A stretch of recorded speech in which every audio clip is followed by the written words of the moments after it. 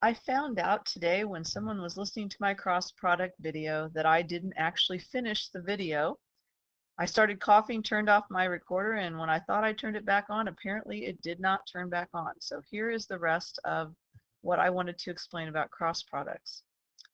I wanted to point out that because the cross product is defined as the magnitude of the first vector times the magnitude of the second vector times the sine of the angle between them, if you multiply a vector by another vector that is perpendicular to it, in other words, a 90-degree angle, you will get a third vector because sine of 90 is 1. So you're going to get this vector times this vector gives you another vector which is perpendicular to it. And what is perpendicular to I and j? Well, k is perpendicular to I and j.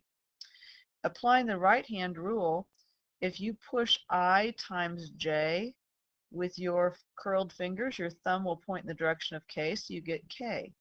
If you push j times k with your curled fingers with your right hand rule, you'll notice your thumb will point in the direction of I. So j times k is I. And similarly, if you can somehow manipulate your hand to push k onto I, you'll get j. So that gives you this middle column right here. If you go in reverse order, j times I times j is positive k, j times I would give you negative k, and so forth with these others in the third column. Now, when you cross a vector with itself, since the angle between them is 0 and sine of 0 is 0, you just get 0. So when you cross a vector with itself, you get 0. So this is similar to what happened when we use the distributive property to do the dot product. We're going to use the distributive property to do the cross product down here. So let me scroll down a bit.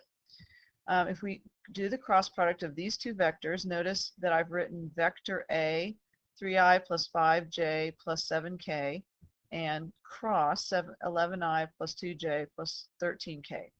So 3i times 11i is 33i times I. But that's going to be 0 because when you cross a vector with itself, you get 0. So that's 0 down here. Then we do 3i times 2j. Well, 3 times 2 is 6, and I times j is k. So 6i times j is 6k.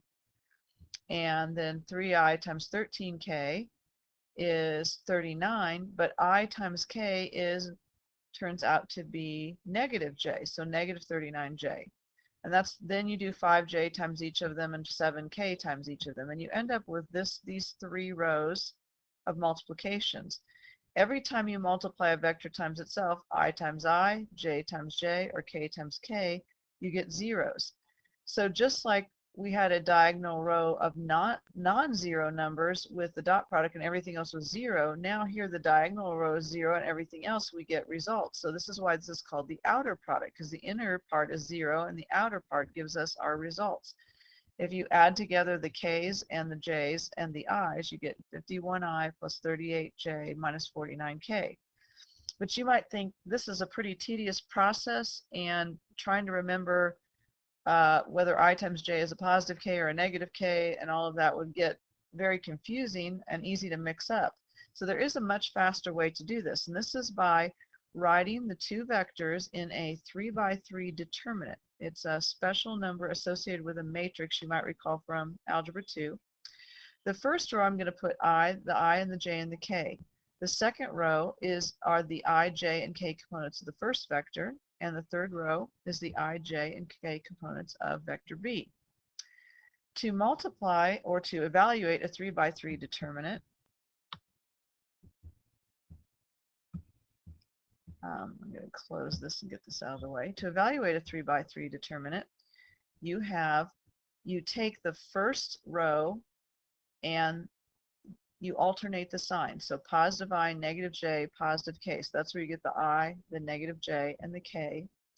And you multiply each of them times the numbers beneath that aren't in the same column. So for I, we eliminate 3 and 11 and multiply by 5, 7, 2, 13. So this is a 2x2 determinant.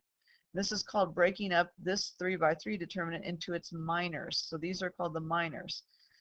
J is multiplied by 3, 11, and 7, 13, and k by 3, 11, and 5, 2. To evaluate the small determinants, you take the upper right times the lower left, minus the lower right times the upper left. So 5 times 13 minus 2 times 7, and 3 times 13 minus 11 times 7, and 3 times 2 minus 11 times 50, times 5. And when you calculate that, you end up with 65 minus 14, which is 51. Here you have 39 minus 77, which is a negative 38, but it's minus a negative 38, so that's positive 38. And 6 minus 55, which is negative 49. And this is the same thing you get up here, but it's much simpler to do. Once you get used to it, it goes very quickly. Now moving on to the next page, I just wanted to show you a couple applications. I won't spend a lot of time on these because we've already done the math for these. I'm just showing you that there are a couple applications of the cross product. The magnitude of the cross product is the magnitude of A times the magnitude of B times sine of the angle in between. That should remind you of the triangle formula, the side angle side triangular formula, that triangle formula that we had earlier, only instead of since this is a parallelogram instead of a triangle, we don't multiply by 1/2, we just do the whole thing. The magnitude of B times sine of theta is actually the height of this parallelogram, and the magnitude of A is the base. So area is base times height, and that gives you the area of the parallelogram. So to find the magnitude of A cross B, first of all, we find A cross B. So let me show you what happens if, what happens when we find A cross B. Here we have a vector defined slightly differently. Instead of calling it vector A and vector B, I'm calling it the vector from A to B. So we call it AB with an arrow over it and AD with an arrow over it. And notice that we have to put the A first both times because the vectors have to be tail to tail when we do this. Here are the coordinates of the two vectors, the components of the two vectors. I set up a matrix and a determinant of a matrix and multiplied it out just like I did in the previous example. But there's just one more step. To find the area, now we have to find the determinant, the magnitude of the matrix. I'm sorry, I'm stumbling over my words. To find the area of the parallelogram, we have to find the magnitude of the vector, not just the vector itself. So to find the magnitude of a vector with 3 components, it's just like we do with 2 components. We take the square root or the square of each of the components and add them. It's like a Pythagorean theorem, but for 3 dimensions. And it works exactly the same as a Pythagorean theorem. And this is what we get then for our answer, 37.589 units. We can do the same thing for a triangle, only we multiply it by 1/2 at the end instead of not multiplying it by 1/2. But let me show you one other little twist.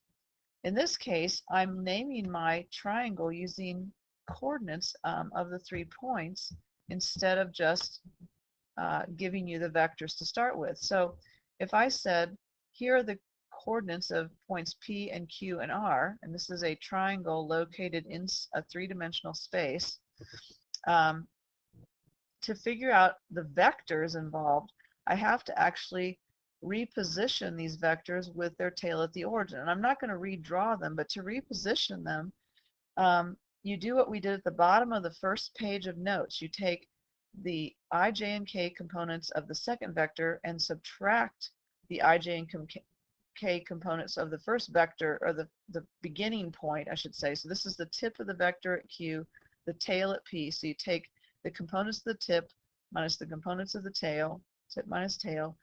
And so I have, for example, 1 minus a -4, 8 minus a -6, and 6 minus 1, which gives me 5i plus 14j plus 5k.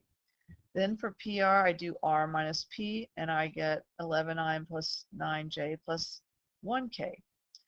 And after I've done that, it's exactly like the example above, except at the end I multiply by 1/2 of the magnitude since it's a triangle instead of a parallelogram. So that's the end of the explanation for cross products. Hopefully that helped clarify some of the things on the handout.